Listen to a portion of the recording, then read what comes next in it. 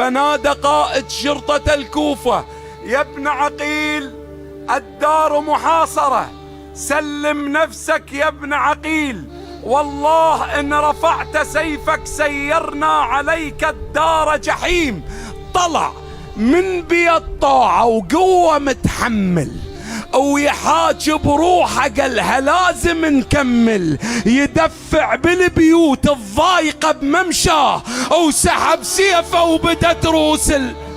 طلع من بيت طاعة، طلع من بيت طاعة وقوة متحمل ويحاج بروحه، قالها لازم نكمل، يدفع بالبيوت الضايقة بممشاه وسحب سيفه وبدت روس العدد تنمل.